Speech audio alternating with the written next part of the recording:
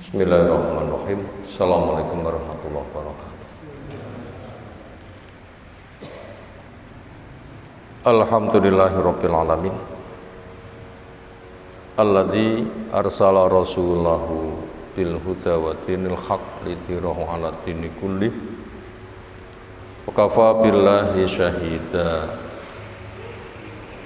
Wa asyhadu an la ilaha illallah wahdahu la syarikalah.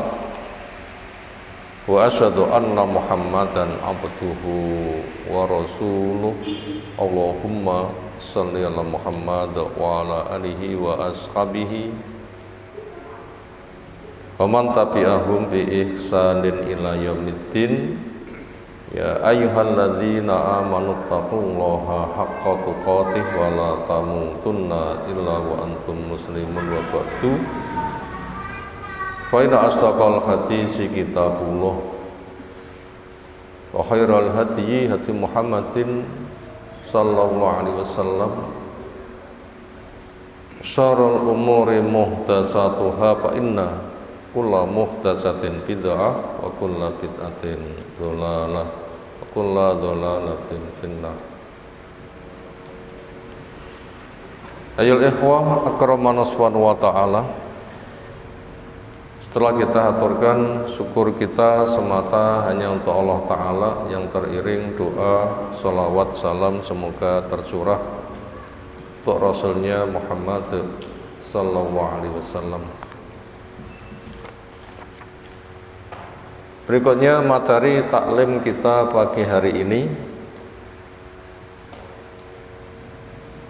kelanjutan tentang fadhailul a'mal, keutamaan amal.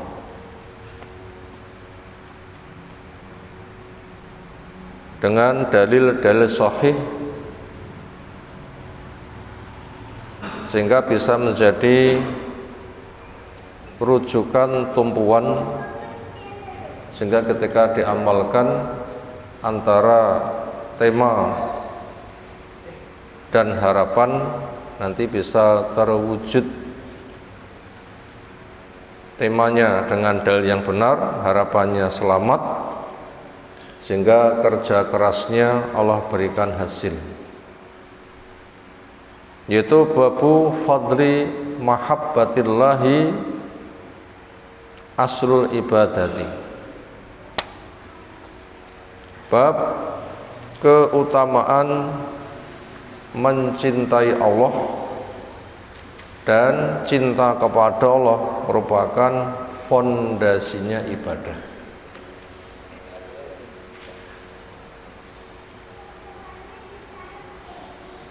Bangunan ada fondasi, ada pilar penyangga lengkap dengan tembok kelilingnya, lalu ada atapnya. Yang namanya pilar penyangganya, temboknya, atapnya itu baru bisa dibangun apabila fondasinya sudah kuat.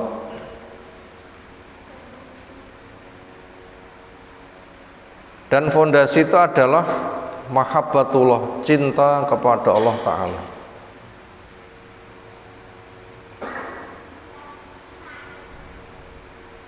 Yang antara cinta dan perwujudannya itu bagaikan nafas. Cinta dan perwujudannya bagaikan nafas. Ada menghirup, ada menghembus. Ada fondasi, ada bangunan yang ada di atasnya sehingga bisa dipakai. Yang dasar hukumnya di dalam Ali Imran sekitar 30-an Allah firmankan, kul in kuntum tuhibbunallaha fattabi'un. Nabi kita diperintahkan oleh Allah Subhanahu wa taala dengan firman-Nya, kul, bicaralah kamu wahai Rasul sallallahu kepada umat, in kuntum tuhibbunallaha, wahai umat, jika kalian memang cinta kepada Allah, wujudkan. Apa itu? Fattabi'uni, ikutilah saya.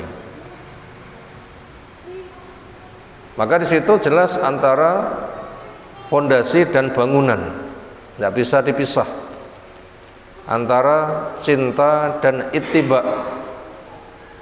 Cinta kepada Allah ketika beramal, prakteknya dengan ittiba, mengikuti jejak yang dibimbingkan oleh nabinya. Karena yang berinteraksi langsung Allah dengan makhluk itu Allah dengan Rasulnya.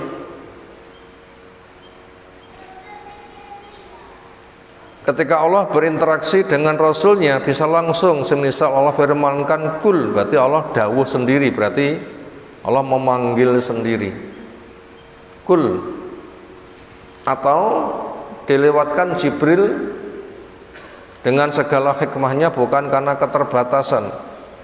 Jibril turunlah, sampaikan kepada Rasul, firmanku begini, senada dengan itu. Nah, karena yang berinteraksi langsung dengan Allah itu Rasulnya, sementara umat tidak berinteraksi langsung dengan Rasul, karena yang diberi wahyu itu Rasul. Dan itu kewenangan Allah Subhanahu wa Ta'ala untuk memilih siapa yang menjadi Rasulnya. Dan itu tidak bisa diminta, tidak bisa diusulkan. Apakah ada orang yang usul untuk menjadi Rasul? Ada. Siapa? Musailamah al-Kadzab, na'udzubillah min dzalik. Dia bilang apa? Satu kesempatan dia ketemu Nabi Shallallahu Alaihi Wasallam. Kemudian mengatakan, saya mau masuk Islam asalkan ketika engkau nanti sudah mangkat, sudah wafat, yang jadi Nabi itu adalah saya. Nabi SAW dikenal orang yang sangat dermawan. Kedermawannya lebih cepat daripada angin yang berembus, sehingga apapun yang beliau punya, ada orang itu butuh, berikan. Sampai baju yang dipakai hadiah seseorang yang sangat halus, ada orang itu tahu, kagum dan memintanya. Beliau langsung pulang berganti pakaian yang tadi diserahkan. Sampai seperti itu. Walaupun ketika yang meminta tadi ditegur oleh orang lain, kenapa? Kamu meminta kepada Rasul, karena siapapun tahu Rasul bila diminta itu memberi, itu kan disuka. Kenapa kamu minta? Ternyata dia punya alasan, mintaku bukan ambisi pengemis, tetapi saya mengharapkan semoga itu menjadi kafanku. Dan khusus kepada Rasul, khusus oleh sahabat, tabaruk dengan badan Nabi itu boleh, ngalap berkah dengan badannya Nabi itu boleh. Ini khusus untuk Rasul, khusus untuk sahabat. Karena itu terjadi dan tidak diingkari. Karena bila kita lihat pada kisah yang lain, sahabat bertabaruk pada badan Nabi itu banyak. Di antaranya ada orang yang ingin kulitnya singgolan dengan kulitnya Rasul dengan cara memeluknya. Harapannya apa? Semoga ini pertemuan terakhirku dengan Nabi SAW yang saya diberi kesahitan. Tanda cinta.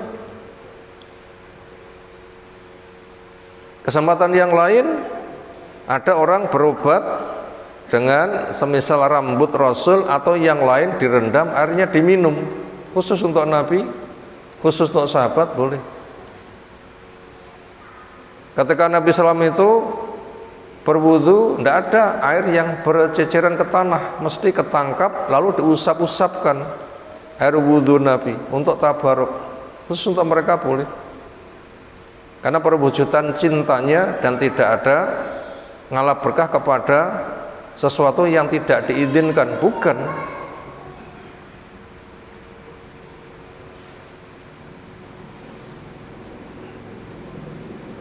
Maka pada kasus yang sedang kita angkat di kesempatan kali ini, bentuk cinta kepada Rasul memang itu sesuatu yang bersifat harus, bahkan itu menjadi syarat kesempurnaan keimanan, syarat kesempurnaan keimanan. Kita kembali antara cinta Allah dan ketaatan itu bagaikan nafas, makanya cinta kepada Allah sebagai fondasi ketaatan. Maka seseorang tidak akan semangat taat tanpa ditopang oleh cinta. Makanya pendefinisian cinta telah tersampai. Apa itu cinta? Rasa senang, rasa tentram, rasa bahagia yang ada di benak seseorang pada sesuatu. Tandanya apa? Ketika dia bersanding dengannya, dengan yang dicintainya tentram. Ketika dia berpisah darinya susah. Untuk menjaga kelestariannya siap berjuang. Itu tanda cinta. Dan berbagai macam ungkapan kata cinta dengan aneka ragam umur yang ada, dengan gaya berbeda-beda, intisarinya sama. Apa? Cinta fondasi perilaku. Ada rasa cinta, semangat memperjuangkannya, enggak ada rasa cinta, juga enggak ada karya yang ia kerjakannya. Itu dari tema bahwasanya cinta pada Allah merupakan fondasi ibadah. Adapun ibadah wajib dikerjakan karena memang makhluk dicipta untuk beribadah. Yang ini dalilnya sangat masyhur, siapapun paham, yang Allah firmankan, "Wa ma khalaqtul jinna wal insa illa liya'budun." Tidak ku cipta jin dan manusia kecuali untuk beribadah kepada Allah, untuk menghamba kepada Allah, untuk mentauhidkan kepada Allah, untuk dijadikan Allah sebagai satu-satunya yang diibadahi, dengan dibuang sesembahan batil. Cara Allah yang dipakai untuk bertumpu mengharapkan rahmatnya. Dan itu semangat dikerjakannya ketika ada rasa cinta. Kemudian rasa cinta yang ada pada diri manusia itu macam ragamnya itu banyak. Ada cinta yang bersifat tabiat, bawaan dasar. Ada cinta yang disyariatkan, ada cinta yang bisa menggiring kepada kehancuran. Cinta seperti apa merupakan bawaan? Yaitu manusia butuh kepada sarana, ketika ada maka dia suka kepada sarananya. Butuh makan, ada makanan, senang kepada makan. Butuh minuman, ada minuman, senang kepada minuman. Butuh pakaian, ada pakaian, juga senang adanya pakaian. Butuh orang tua, butuh kerabat, butuh mitra untuk saling tolong di dalam kemauannya, maka suka kepadanya. Itu fitrah.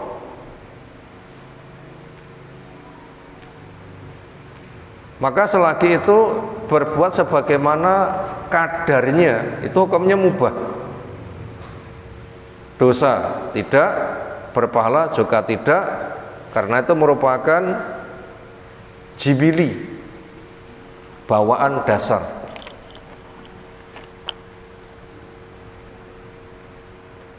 Yang kedua, ada keharaman, yaitu cinta kepada sesuatu yang nyeret kepada kemaksiatan,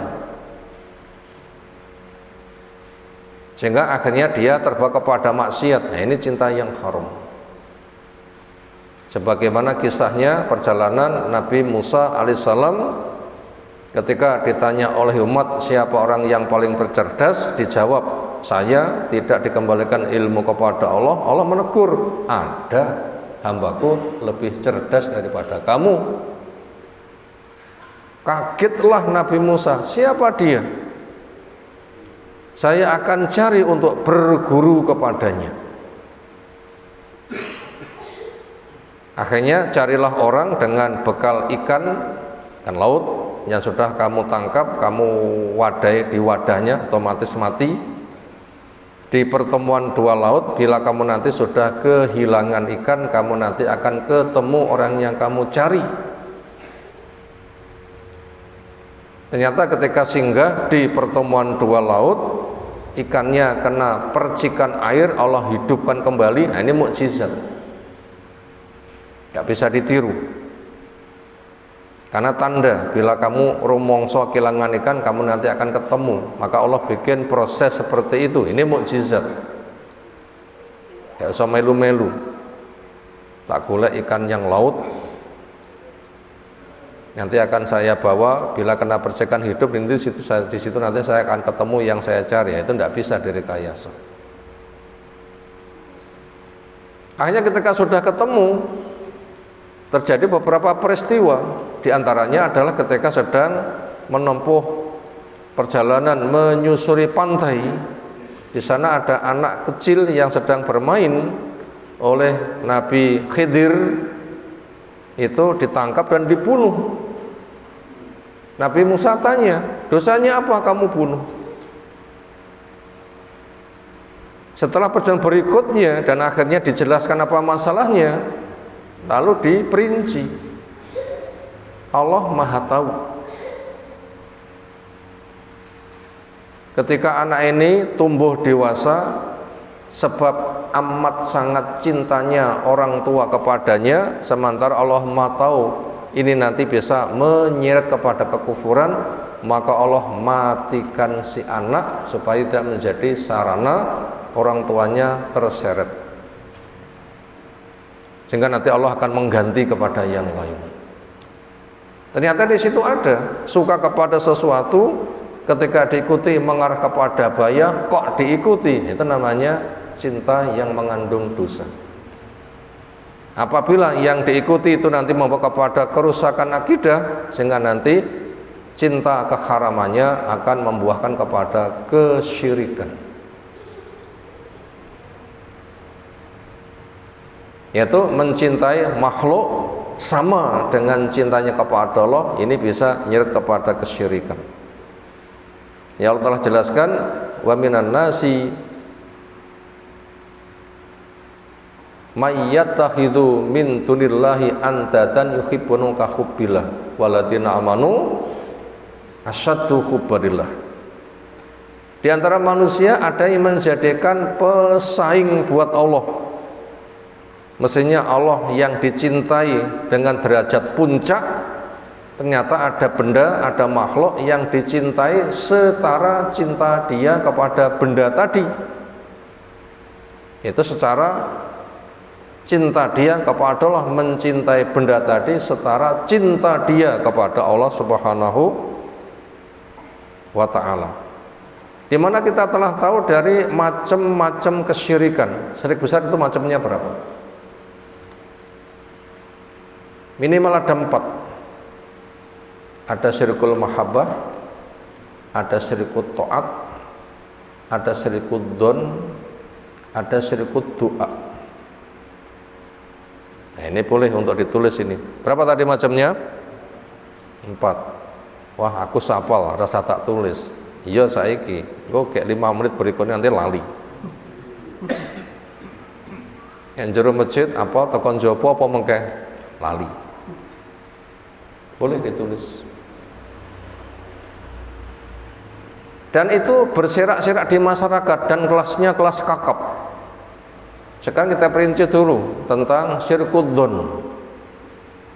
Cara berbuatnya berdasarkan dugaan, sehingga masuk kepada jebakan kesyirikan kelasnya kelas kakap. Ya Allah telah menjelaskan tentang mereka.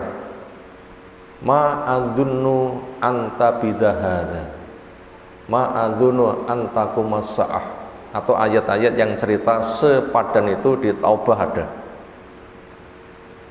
Saya tidak menyangka kebunku ini akan rusak, saya tidak menyangka kiamat akan terjadi.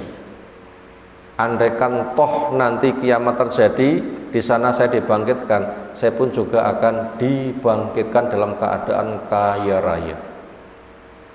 Ini pasti atau lamunane wong sing lamun. Kalau kenyataan dari mana? Ya tahu, bukan nabi, bukan rasul, gak dapat wahyu, tapi kok muni ngono, itu namanya lamunane wong sing lamun. Dan para filosofis, ahli filsafat yang cara kerjanya dengan dzon masuk pada wilayah ini. Perilakunya berdasarkan dugaan. Jadi sesuatu itu masuk kepada dugaan, mungkin benar, mungkin salah, maka cek dulu dengan akal, dengan modal indera. Dipandang, lalu dipikir, dipegang, lalu dipikir, dideteksi, lalu dipikir. Bila akal mengatakan ada, dikatakan ada. Bila akal mengatakan enggak ada, dikatakan enggak ada. Itu apabila sesuatu yang bersifat muhkamat, itu bendanya, itu maknanya, indera mengatakan demikian, ini mungkin terjadi. Tetapi permasalahan sesuatu yang sedang dihadapi itu bukan perkara yang bersifat zahir, bersifat empiris, nyata. Ada juga yang bersifat gaib. Sementara tanda orang yang beriman termasuk iman kepada yang gaib. Karena tuntutan dari akal ada atas, ada bawah, ada lahir, ada batin, ada hadir, ada gaib. Yang nyata,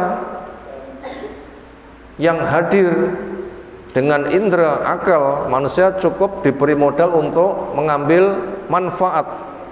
Tetapi kepada yang tidak terpantau oleh inderanya, maka perkara-perkara yang gaib Allah memberikan solusi dengan diturunkannya wahyu, diutusnya Rasul. Termasuk ada awal, ada akhir. Nah, akhir itu ada alam kubur, akhir itu ada gonjang-ganjing hari kiamat, akhir itu ada kebangkitan, akhir itu ada padang mahsyar, akhir itu ada balasan dengan neraka atau surga. Nah, semua itu dipantau menggunakan wahyu. Adanya Rasul, adanya mukjizat, manusia ditantang. Kesimpulannya mereka tidak punya alasan, yang jelas hak itu pasti. Fitrah pun juga mendukung, akal juga mendukung. Nah, orang yang semata hanya mengandalkan akal, ketika tidak terdeteksi oleh akal, alam kubur nggak terdeteksi, padang mahsyar nggak terdeteksi. Kenapa? Memang belum datang. Kata akal nggak ada, karena nggak bisa dipandang, dikatakan nggak ada. Ini contoh-contoh kesyirikan berdasarkan dzon. Ini siapa yang banyak terperangkap di bidang ini? Para filosofis, ahli filsafat yang hanya bertumbuh pada akal saja. Kesimpulannya, dunia itu saja, tidak ada akhirat. Akhirnya dia menuhankan akal. Itu namanya syirkudzon. Ini terlalu banyak. Rata-rata pendidikan di sekolah kan pakai sistem ini. Sampai yang berbasis agama sama. Sehingga nanti ujung-ujungnya SAG yang mereka dapatkan bukan sarjana agama, tetapi sarjana agak gimana. Ya memang separuh akal. Iman kepada yang hadir, nggak ada yang gaib. Setengah urip, setengah mati, ya lah begitu. Setengah waras, setengah nggak waras. Dunia ini rotok waras titik, akhiratnya buta total. Ini bahaya. Yang kedua, syirkut doa, syirik di bidang doa. Siapapun faham tempuan doa itu ada Allah, cuma sarana yang mereka pakai itu sering salah. Sehingga ketika sarananya salah, tumpuannya bukan kepada Allah, tapi tumpuannya kepada sarana. Kenapa? Dimanfaatkan oleh sarana. Sehingga yang dimintai bukan Allah lagi, tapi si pelantar, yaitu doa kepada Allah dengan cara titip. Karena mereka sadar gak akan sampai kepada Allah, untuk bisa sampai dengan cara titip dan akal-akalan yang berfungsi. nggak bisa callingan saudara di Jakarta kecuali menggunakan media handphone. Nggak bisa ketemu dengan Allah kecuali menggunakan media orang soleh yang sudah mati, karena dia ketemu dengan Allah dengan diparani kuburannya kemudian pesen. Mereka juga punya alasan, orang di kubur itu mendengar, buktinya ada dalil assalamualaikum ahlad diyar, semoga keselamatan kepadamu. Mu itu berarti kum itu berhadap-hadapan. Wong nek kubur itu krungu kemudian titip, tolong sampaikan kepada Allah. Sebelum mereka itu dititipi kemudian diberikan hadiah dulu. Ibaratnya mesinnya di bensini dhisik, nanti biar bunyi dan bisa jalan. Wong mati yang diminta untuk menghaturkan kepada Allah butuh di bensini, nobe bensini. Kirim pahala dulu untuk mereka Al-Fatihah, untuk mereka sedekah pahalanya untuk mereka khataman Al-Quran pahala untuk mereka. Setelah di bensini disangoni, tolong haturkan hajatku kepada Allah, karena engkau telah meninggal, telah ketemu, maka saya titip. Yang mereka mengatakan haulai sufa'auna indallah, mereka itu para penyapaat kami di sisi Allah. Penyapaan itu nopo? Penyambung lidah. Penyapa itu penyambung lidah. Semisal pitungan tiang sing badhe nikah ngoten nggih, keluarga A, keluarga B nikah budal dewi, terus nyuwun tulung seseorang sing metung nih rono rene. Nanti yang sing rono rene niku napa sejane napa? Dadi napa niku? Dadi dandan napa dadi MC napa dadi napa jenenge? MC niku napa? Mak comblang. MC itu kan rono-rono nggak, jadi sedale kan sangat diprintir rono rene. Itu Mr. Ceremony apa mak comblang ya terserah mawon. Sehingga sing nyomblangi, sing mitung nih. Lagi wong mati ini permasalahannya. Yang sudah tidak beribadah, sudah tidak mendengar, andaikan mendengar nggak bisa ngijabai. Kenapa? Matinya sudah tidak beribadah. Gimana dia diminta untuk menyampaikan? Dia pun juga di alam kubur belum ketemu dengan Allah. Makanya jangan sampai orang mengatakan wong mati kuwi jenate, wong mati kuwi suwargi. Wong mati niku wonten alam barzah napa wonten surga? Wong mati niku wonten alam barzah napa wonten surga? Alam barzah. Alam yang memisahkan antara dunia dengan alam kubur. Kenapa dikatakan jannate, jannatun di surga? Sampun suwargi, sudah di surga. Dari mana bahasa itu? Bahasa Nasoro. Telah berpulang ke rahmatullah di surga, menyusul Bapa di surga. Ngoten nggih. Bahasane sinten niku?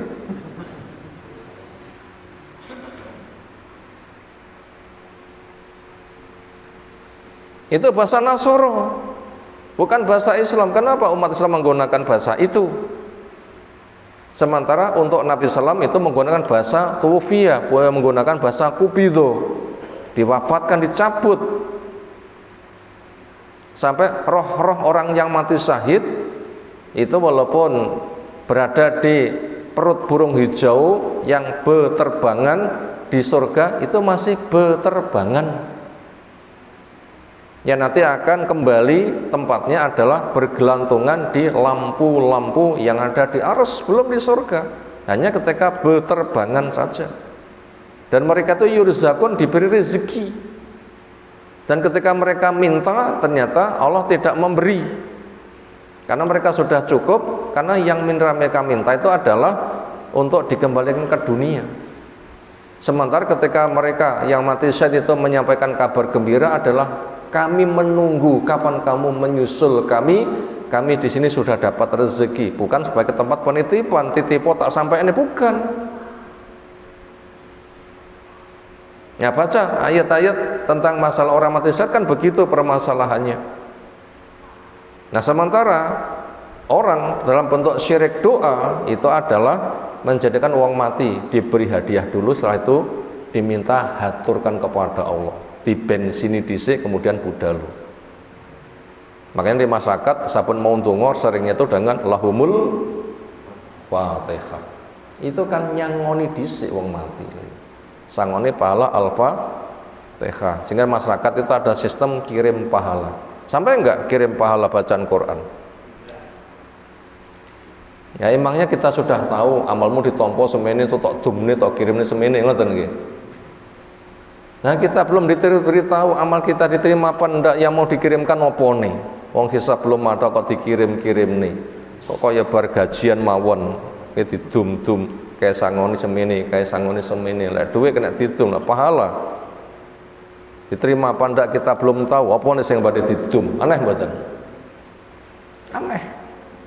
Itulah bentuk syirik doa. Sehingga wong mati itu yang diminta menghaturkan doa mereka kepada Allah. Haulai sufauna. Akhirnya wong mati itu yang diagungkan, bukan Allah Subhanahu wa taala. Itu syirik yang kedua.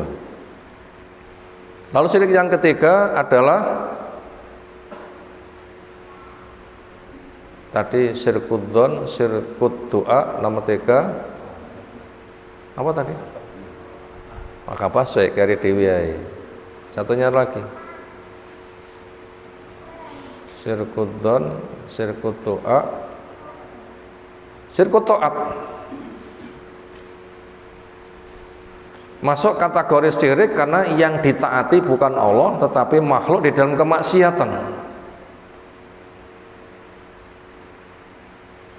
Karena kaidahnya adalah la ta'ata li makhlukin fi maksiatil khaliq, enggak boleh taat kepada makhluk bila isinya maksiat, dan intisari ibadah itu adalah taat. Apa intisari ibadah? Taat. Ada orang salah kok ditaati, berarti sama saja menyembah dia, karena intisari ibadah itu adalah taat. Sementara tidak boleh taat kepada kemaksiatan, walau orang tua yang diperintahkan untuk birrul walidain, tetapi dengan catatan selagi tidak maksiat. Bila maksiat tidak boleh, dan itu enggak dikatakan durhaka. Ya Allah jelaskan, wa in jahadaka ala an tusyrika ma laisa bihi ilmun fala tutihuma wa sahibhum fid dunya ma'rufa. Bila keduanya memaksa kamu untuk melakukan kesyirikan, ya Allah tidak menurunkan ilmu, maka jangan kamu taati keduanya, tetapi dunianya konconono dengan baik.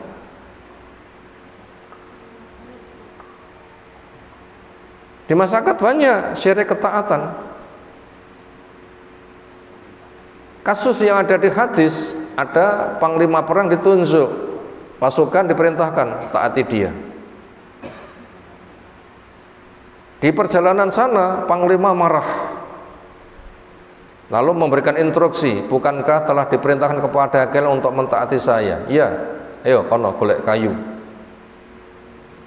berkumpul, ayo nyalakan, menganga, masuk. Akhirnya mereka gujak-gajak antara mau masuk dan tidak. Kami berislam hendak lari dari api. Kenapa sekarang suruh masuk api? Sehingga nggak ada yang masuk, dan akhirnya padam. Ketika dilaporkan, apa komentar Nabi SAW? Andaikan kamu masuk, kamu tidak keluar selamanya. Kenapa? Innama ta'atu fil ma'ruf, karena taat itu pada yang baik. Itu kan kepada kemaksiatan. Makanya siapa yang taat kepada kemaksiatan, itu namanya menyembahnya, itu namanya syirkut ta'at. Dan dikatakan nyembah setan itu adalah mentaati setan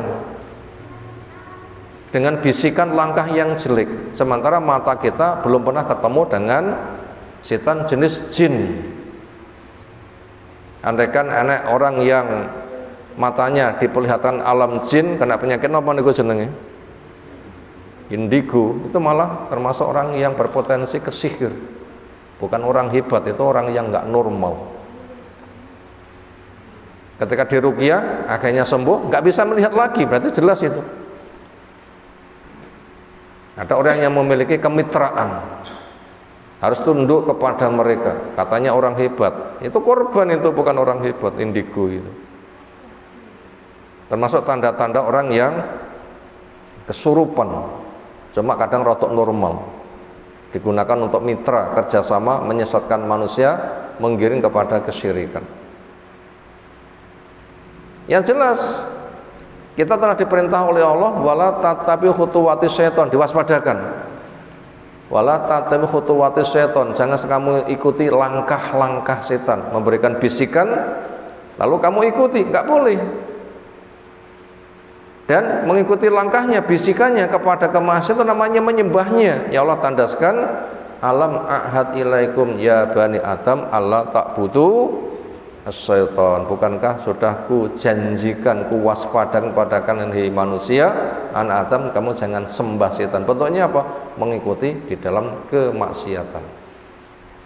Termasuk tokoh-tokoh agama di masyarakat yang membuat fatwa nyimpang lalu diikuti dengan ngarang-ngarang hukum bid'ah lalu diikuti, itu contoh nyembahnya. Termasuk ahli kitab itu nyembah kepada ahli ilmu dan ahli ibadahnya.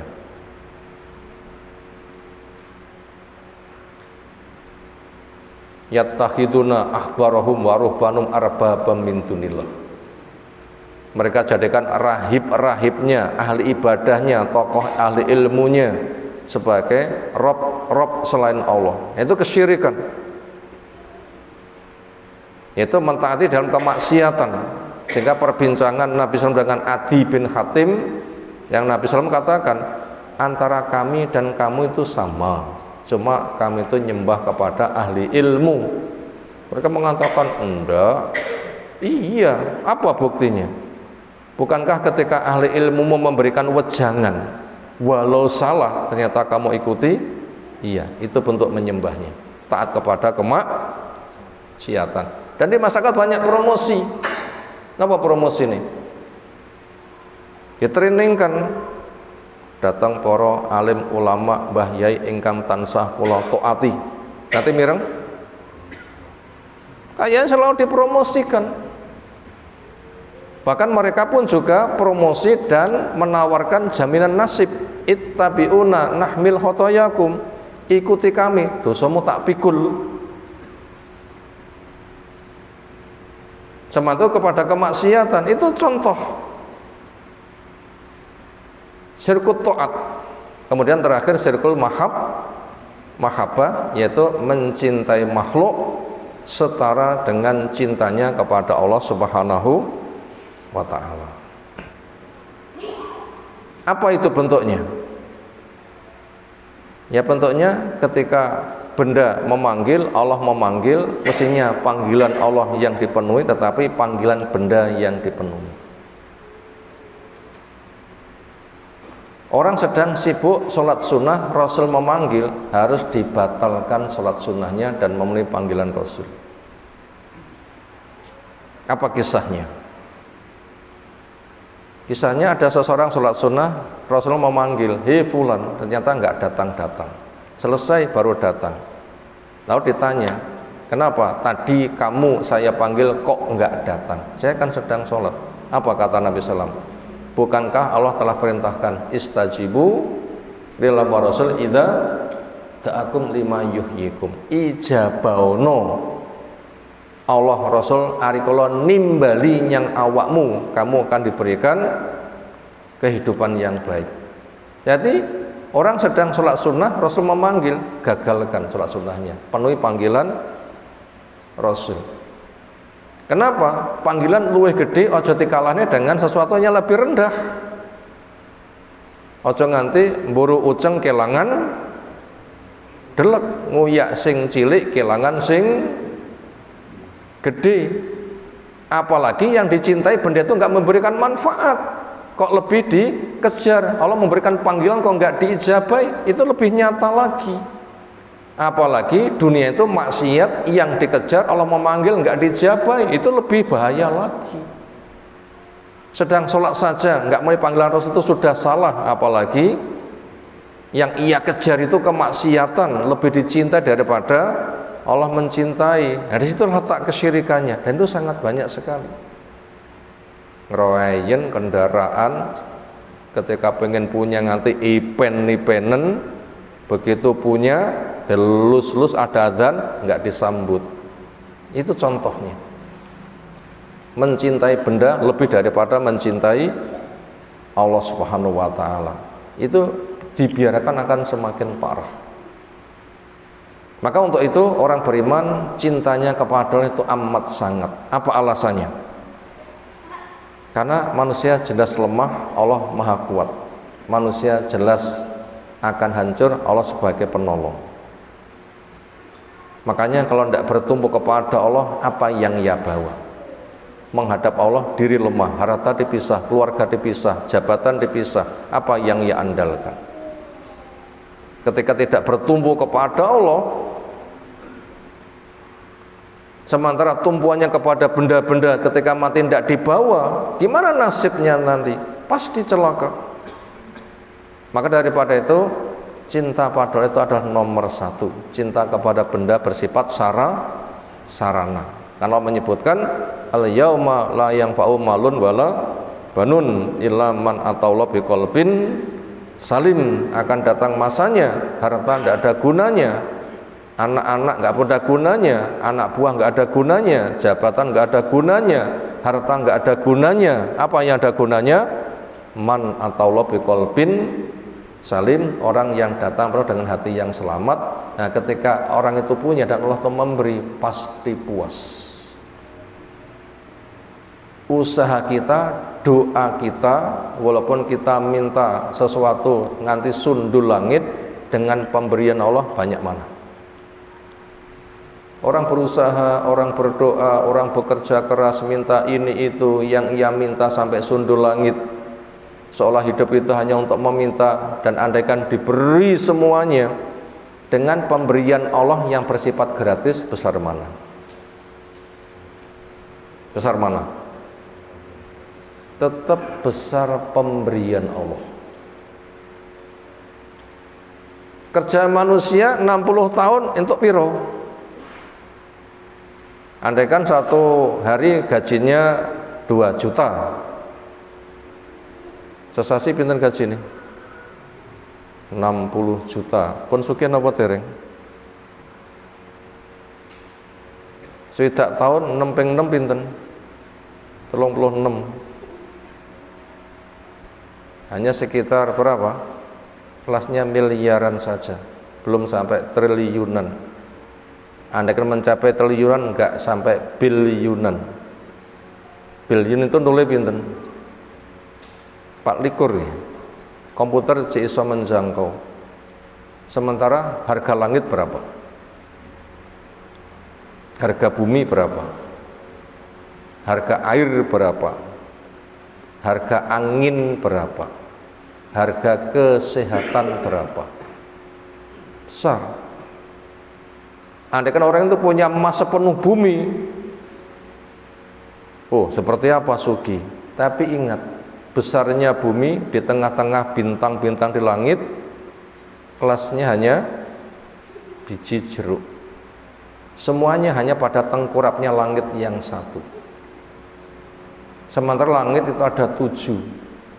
Itu hanya pada tengkurapnya langit yang satu. Kan kecil sekali kan.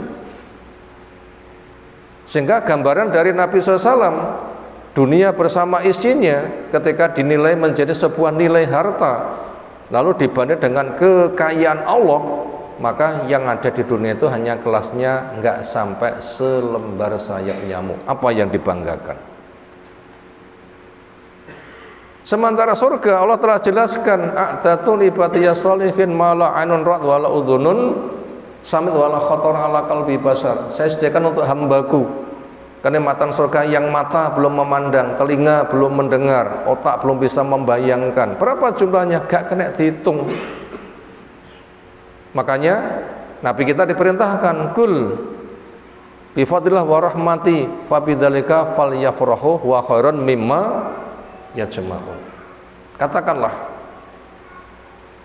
rahmat Allah, fadilah Allah itulah yang kamu banggakan. Karena rahmat Allah, fadilah Allah lebih gede daripada yang kamu usahakan. Yang diusahakan manusia kelasnya selembar sayap nyamuk. Andaikan punya total, tapi gak mungkin. Sementara pemberian Allah, mata belum memandang, telinga belum mendengar, otak belum bisa membayangkan. Inilah alasan kenapa Allah harus dicintai, dan orang itu ketika diberi pasti puas. Biasanya tiang niko ayam ngewei napa ayam diwei. Niki basa Jawa nih. Ayam putih biasanya. Bah, aku putu tercintanya po sangoni terus ngoten niki. Itu adalah salah pemikiran seperti itu. Justru yang dicinta di dalam alam syariat itu yang banyak diuji, bukan sing diistidraj. Makanya pesan Nabi sallam, innallaha idza ahabba abdan ibtalah. Ketika Allah cinta hamba akan banyak diberi ujian. Tanda cinta itu banyak ujian, bukan disanjung-sanjung, dimanja-manja, disangoni, bukan. Ya, cinta tandanya disangoni itu di surga. Kalau di dunia tanda cinta diuji. Itu tadi alasan kenapa kita butuh mencintai Allah itu lebih daripada yang lainnya, dan kita diuji dengan benda-benda dunia. Makanya Nabi Sulaiman ketika sibuk ngelus kudanya sampai pernah kelinderan dari sebuah kewajiban, ternyata benda dunia itu disingkirkan. Kenapa? Benjo kecantol kepada dunia dan bisa fokus kepada panggilan Allah. Ternyata ganti Allah lebih bagus. Apa? Kalau pakai kuda perjalanan 1 bulan dengan diganti kendaraan angin 1 bulan sepanding hanya sepagi atau sesore. Makanya siapa yang lebih mementingkan cinta kepada Allah, nanti hasilnya lebih besar di luar dari nalar. Nah, ini butuh keimanan. Butuh ke apa? Keimanan. Dalil-dalil ayat ini sudah kita kaji. Taklim tema ini di Banguan beberapa pekan yang lalu. Di sini kita membaca dalil-dalil tema itu dari hadis. Kertas sudah terbagi. Kayaknya materinya cukup. Karena santrinya sedang liburan sehingga jamaahnya ngentekne kertas, kayaknya kertasnya masih turah. Apabila masih sisa diambil, silahkan untuk disimak. Ada Jiro telu papat 5 hadis Allah kita baca pagi hari ini.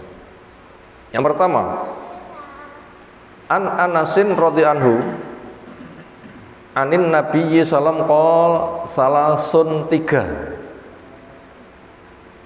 Man barang siapa kunna 3 perkara fihi ada pada seseorang, wajada dia bisa menjumpai bihina dengan modal 3 itu halawatal iman, manisnya iman. Jadi iman itu ada rasa manis. Biar bisa merasakan manisnya iman, modalnya 3. Siapa yang punya 3 modal, dia punya alasan mendapatkan manisnya iman. Manis bukan sebatas di bibir, di lidah, tapi juga ada manis di hati. Manis di hati lebih manis daripada manis di lidah. Manis di lidah ditelan habis. Manis di hati akan mengiang terus. Napa contohnya? Tiang merasakan manisnya sesuatu sehingga lupa kepada yang lain. Napa contohnya?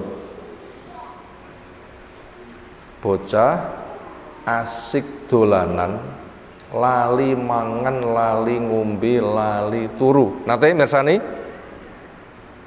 bocah asik dolanan, nganti lali mangan, lali ngombe, lali turu. Nate bahasan niku. Sing biasanya ketika enggak sibuk dengan benda itu, obah saobah, nangis nyuwun mam. Tapi yang ini berjam-jam asik, nanti lali mangan, lali ngombe, lali turu. Ini contoh ada kemanisan di hati. Itu contoh, hati bisa ngecek manis, itu contohnya. Dan masing-masing dari kita saya yakin itu mengalami manis seperti itu. Nabi SAW ketika menikmati lezatnya puasa, nganti berhari-hari tidak makan. Nabi SAW ketika merasakan lezatnya puasa, berhari-hari tidak makan dan tidak lapar. Itu contoh manis. Nabi SAW itu merasakan manisnya sholat, saking lamanya berdiri, kakinya bengkak, abuh. Yang kita tidak mampu. Kayak kita sami menawi bengkak, basa Jawane abuh, sing abuh nopone? Nopone sing abuh? Nah, senada dengan itu. Nuwun sewu niku basa Jawane abuh ngoten nggih. Itu contoh bisa merasakan manisnya iman. Nah, manisnya sesuatu. Sekarang manisnya iman itu seperti apa? Maka 3 berikut ini kenali, kemudian minta kepada Allah supaya kita memiliki. Kalau Allah nggak memberi, kita tidak bisa. Harus dicari, dipahami, kita minta pada Allah, ya Allah bikin saya tertarik dan berilah. Dan jauhkan dosa-dosa supaya nggak jadi penghalang.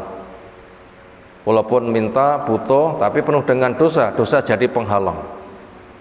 Karena innallaha la yuharrimu rizqa bidzambin yusibuh, Allah mengharamkan rezeki gara-gara dosa. Ingin merasakan rezeki bentuknya manisnya iman tapi full dosa, tidak bisa. Dosa akan jadi penghalang. Makanya setelah bekerja keras harus lurus, perbanyak istighfar, sedekah. Apa itu? 1, man barang siapa yang kana ada Allahu Allah wa Rasul dan Rasulnya itu ahabba ilaihi, lebih ia sukai, lebih ia cintai, mimma siwahuma, daripada selain keduanya. Cinta pada Allah nomor 1, cinta pada Rasul nomor 1, cinta kepada benda lek bisa jadi solusi, bila tidak dicintai. Cinta kepada keluarga, benda apapun, bila mendukung cinta Allah pada Rasul diambil karena sarana, bila tidak diambil. Makanya Nabi Sulaiman cinta kepada bendanya kok menghalangi kepada Allah, bendanya disingkirkan. Kira-kira jadi penghalang cinta kita kepada Allah dari benda yang berpotensi haram nopo? Guys, cekelane HP sampun masuk alam internet, di-scroll dari satu poin ke poin yang lain, sibuk dengan itu, nanti dipanggil adzan gak krungu. Nek ngono kuwi gimana dia akan cinta kepada Allah? Wah, hatinya kecantol kepada benda tadi. Singkirkan. Singkirkan. Melihat terngiang ketika sholat, angel khusuke. Gimana? Iya. Iya. Dan seterusnya. Sementara yang ditontonkan di sosial media itu perkara yang bisa menyentuh hati. Rata-rata urusan rasa mahabbah, cinta pada sesuatu, indahnya dunia. Itu apabila tidak bisa disingkirkan, sulit untuk bisa mewujudkan cinta Allah, cinta Rasul. Yang kedua, wa ayyuhibal mar'a, bahasanya dia mencintai seseorang, la yuhibu, dia tidak mencintainya illallah, kecuali karena Allah. Kenapa kamu cinta A? Kenapa kamu cinta B? Kenapa kamu benci A? Kenapa kamu benci B? Kita lengkapi dulu. Iya, sudah. Jawabnya, saya cinta kepada A karena Allah. Saya benci kepada B karena Allah. A saya cintai karena mitra tolong menolong di dalam ketaatan. B saya benci karena dia menghalangi kepada ketaatan. Cinta kepada anak, kenapa? Karena anak mendukung cinta kepada Allah. Cinta kepada istri, kenapa? Karena istri mendukung cinta kepada Allah. Cinta kepada suami, kenapa? Karena suami mendukung cinta kepada Allah. Dicintai karena Allah. Tapi apabila anak diajak enggak mau, enggak dicintai. Istri diajak enggak mau, enggak dicintai. Suami diajak enggak mau, tidak dicintai. Coba contohnya, anak menjadi penghalang sehingga tidak dicintai. Nabi Nuh, anaknya tidak mau, sudah tinggal tenggelamkan oleh ombak. Istrinya juga sama. Bahkan Nabi Ibrahim ketika melihat Nabi Ismail, istrinya kurang taat, dikatakan lepas. Kenapa? Enggak mau diajak untuk mencintai Allah, jadi penghalang, lepas. Karena istri berkeluh kesah, sambat, piro-piro panggah kurang. Kenapa? Karena timbone botol, bocor ya. Diseni banyu sak pira-pira panggah kurang lepas karena musuh.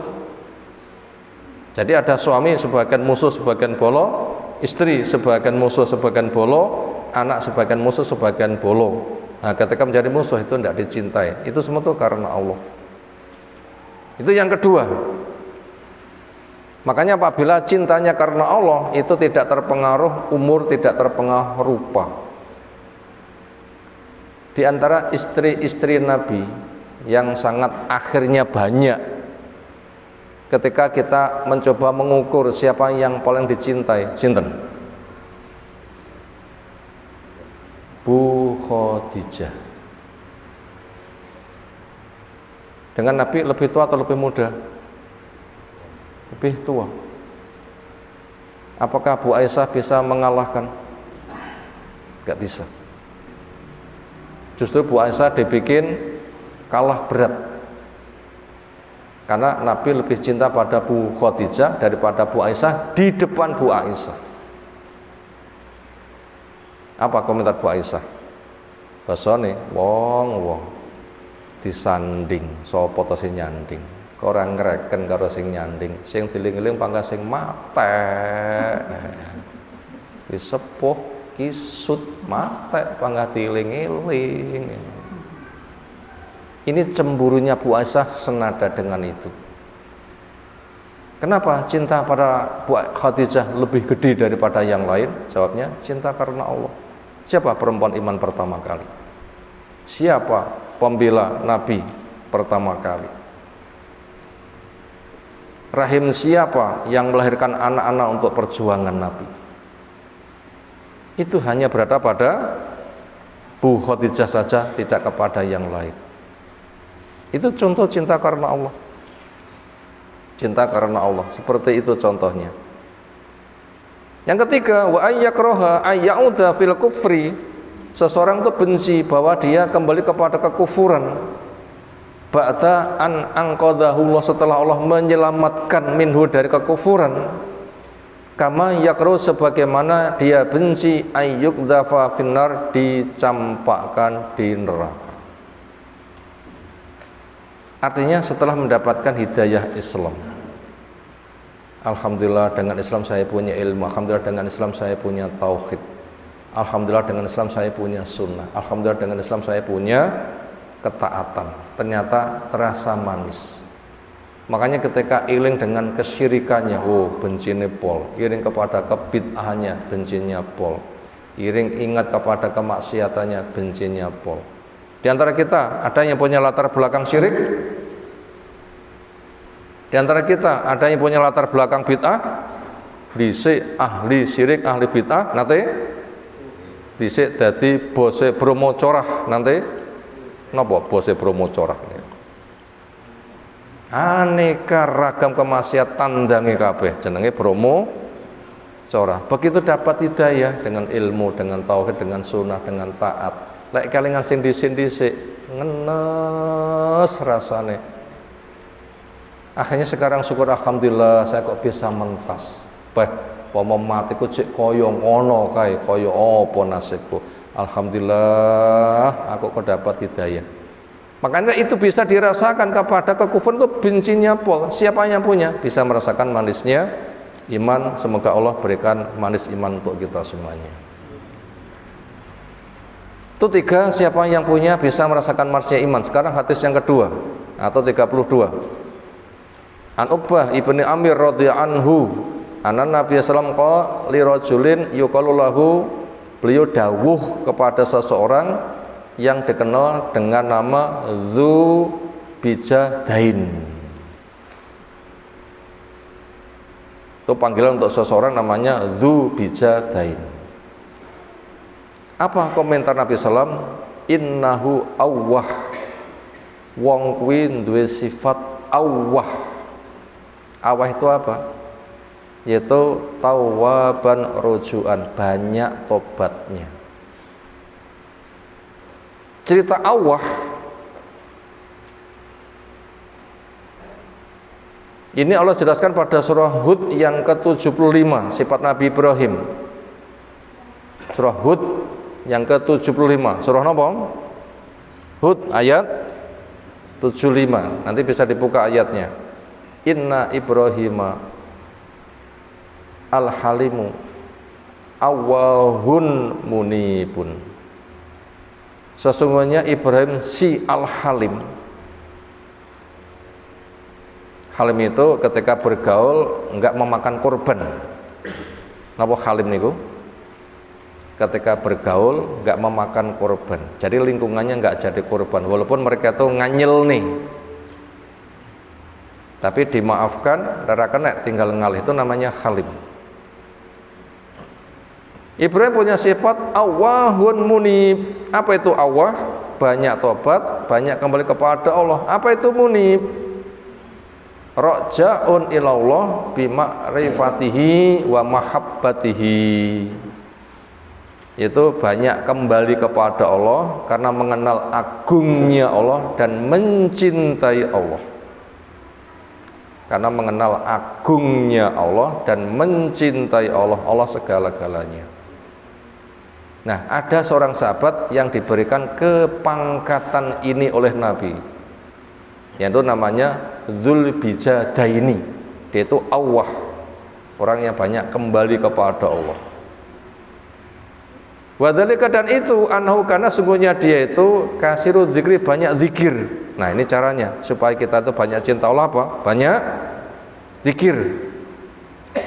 Lillahi azza wajal, ngeh kene zikir. Berdiri, duduk, berbaring, ngeh kene zikir. Tasbih, tahmid, murojaah Al-Qur'an. Cari teman yang baik. Benda-benda bahaya, dosa singkirkan. Nah, begitu. Kasirun dzikrillahi fil Qur'an, sebagaimana Allah kisahkan di Quran. Ada perintah fadkurullaha dzikron katsira, kehkana lamu dzikir, adzakiruna wadzakirat, laki-laki banyak zikir, perempuan yang banyak zikir. Dengan cara kiaman wa qunutan wala junubikum, ngadeg lungguh maupun berbaringmu. Wa yarfa'u sautahu fi du'a, dan dia menyuarakan suaranya ketika berdoa. Jadi orang itu berdoa itu dikeraskan sehingga didengar oleh orang lain, bila berpotensi boleh. Asalkan dia tidak ada riya. Asalkan dia terjaga dengan keikhlasan dan lingkungannya tidak terganggu oleh suaranya. Sehingga ketika ada itu menyendiri, sehingga bisa menjadi penggerak kepada yang lain. Dan Nabi SAW itu ketika berdoa juga pernah diperdengarkan untuk membimbing.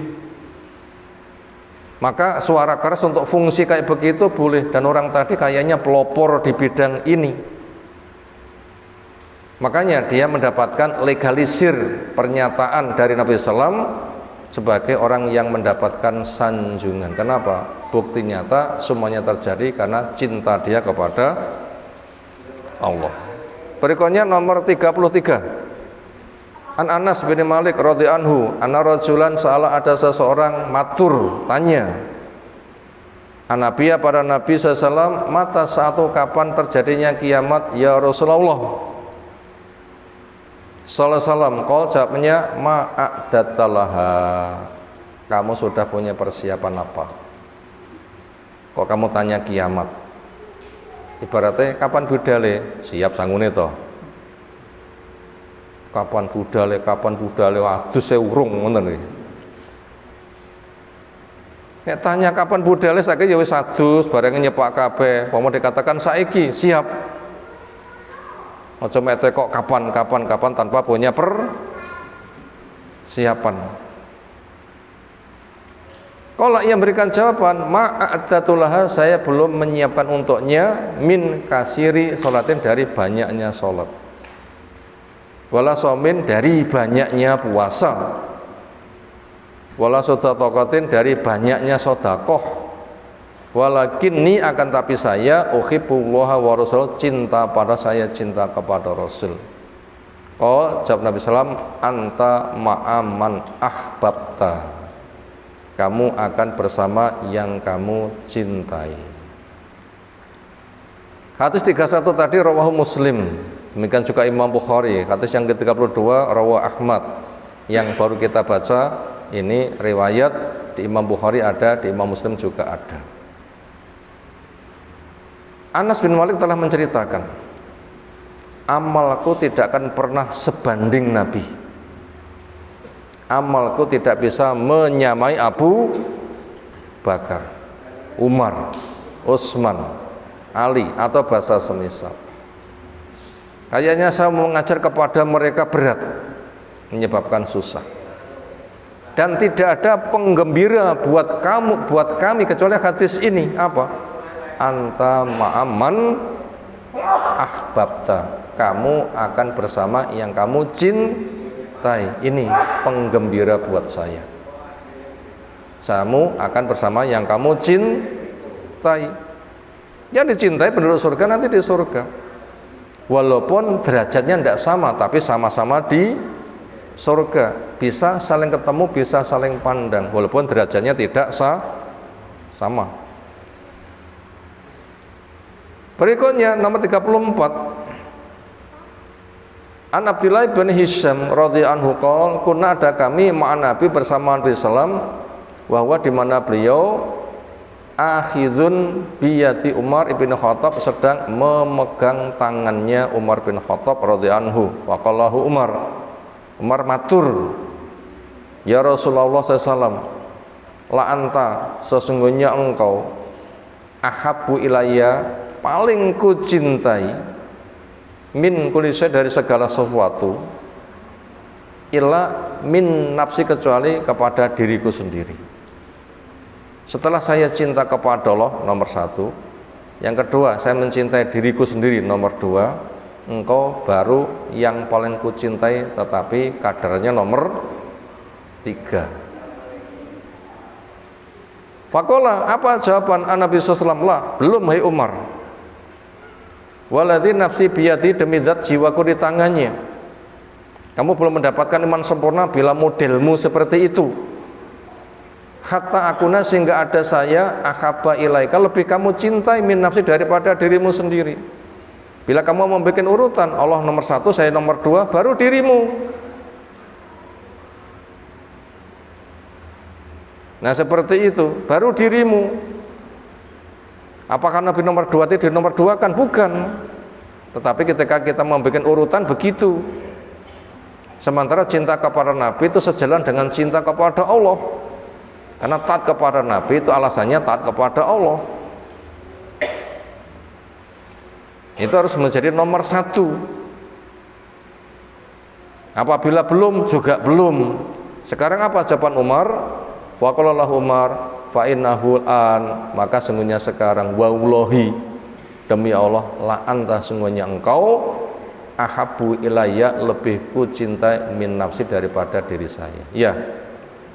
Bila dibikin urutan Allah, Rasul, baru saya. Bila dibikin nomor lah ya. Tapi bukan menunjukkan Allah Rasul dipisah-pisahkan, bukan. Faqala, maka berkomentar Nabi sallam, al-an ya Umar, sekarang wahai Umar. Ini juga Sahih Bukhari. Terakhir, Nabi Darda radhiyallahu anhu qol, inna ahabba ibadillah, sesungguhnya paling dicintainya hamba Allah, ilallah, oleh Allah. Hamba Allah yang paling dicinta oleh Allah siapa? Alladzina yuhibbunallah, orang yang cinta kepada Allah. Cinta kepada Rasul masuk cinta kepada Allah. Cinta pada Quran masuk cinta kepada Allah. Cinta kepada sunnah masuk cinta kepada Allah. Yuhabbibunallaha ilan nasi, mereka menggemarkan agar mencintai kepada Allah ketika dia bergaul dengan manusia. Jadi selain dia itu mencintai Allah nomor siji, ketika bergaul mengajak kepada manusia, ayo kita cintai Allah nomor satu.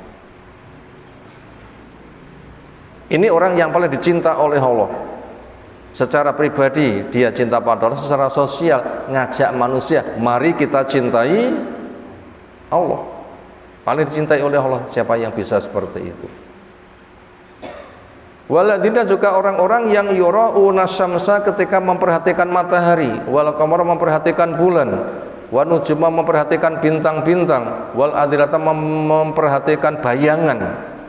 Semuanya ternyata digiringnya untuk lidziklah mencintai Allah dengan berzikir kepadanya. Artinya ketika cinta kepada Allah bukan sebatas mengenal Allah,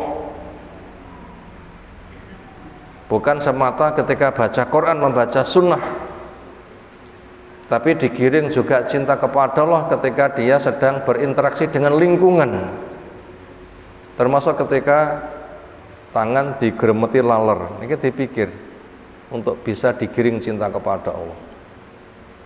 Sopo sing so gawe laler?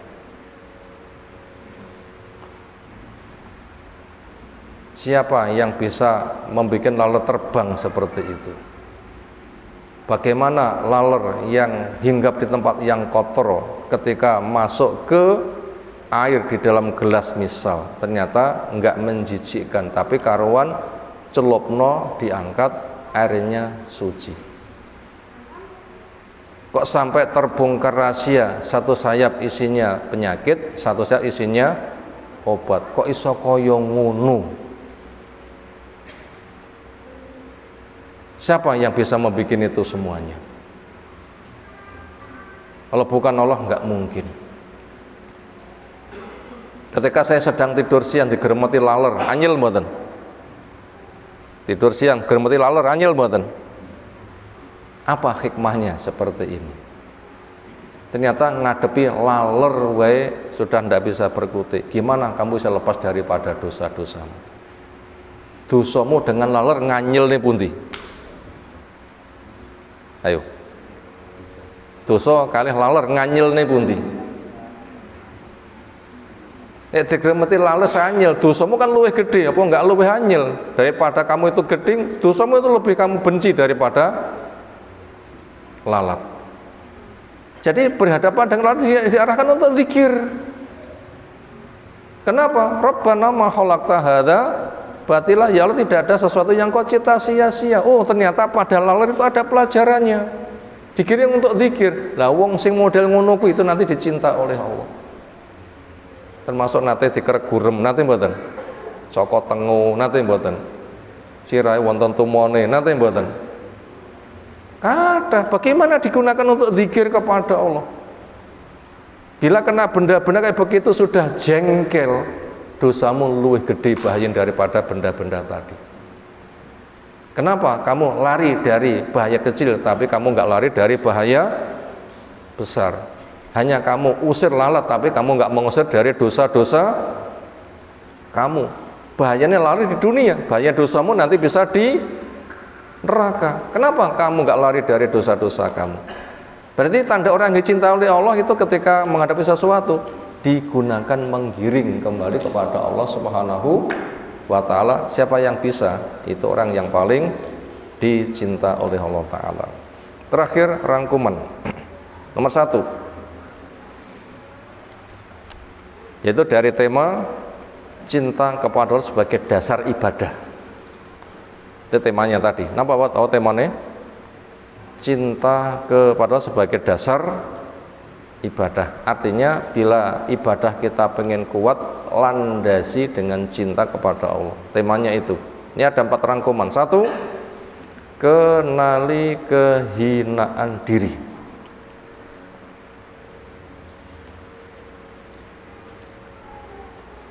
Kita kembali supaya kita bisa mencintai Allah sebagai dasar ibadah, sehingga kita nanti semangat taat. Caranya adalah 1, kenali kehinaan diri.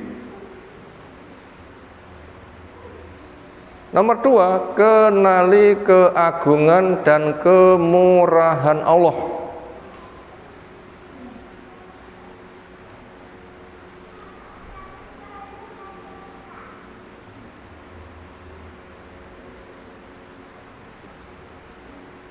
Dan nomor 2, kenali keagungan dan kemurahan Allah. Nomor 3, minta hidayah taufik. Nomor 3, minta hidayah taufik. agar bisa mengakui keagungan dan kemurahan Allah. Yang ketiga, minta hidayah taufik agar bisa mengakui keagungan dan kemurahan Allah. Nomor 4, nanti akan muncul cinta, harap, dan cemas di hadapan Allah. Ini nomor 4. Nanti akan muncul cinta, harap, dan cemas di hadapan Allah. Yang kelima, akhirnya dia semangat menghamba kepada Allah. Yang kelima, akhirnya dia siap menghamba kepada Allah. Saya ulang, ada 5 nomor rangkuman supaya cinta kepada Allah bisa menjadi landasan ibadah. Ben semangat ibadah. Caranya cintailah Allah, ada 5 langkah. 1, kenali kehinaan diri. 2, kenali keagungan dan kemurahan Allah. 3, berdoa untuk diberi taufik sehingga ada rasa pengagungan kepada Allah dan mengakui kemurahannya. Nomor 4, akhirnya muncul cinta Allah, berharap kepada Allah, dan takut kepada Allah. Yang kelima, akhirnya siap menghamba kepada Allah dengan cara Allah. Demikian tema yang kita kaji di kesempatan kali ini. Semoga Allah Ta'ala berikan ilmu bermanfaat untuk kita semuanya. Bila benar semata rahmat dari Allah, bila salah memang kita banyak punya kesalahan. Semoga Allah membimbing kita semuanya. Ada tanggapan? Silakan.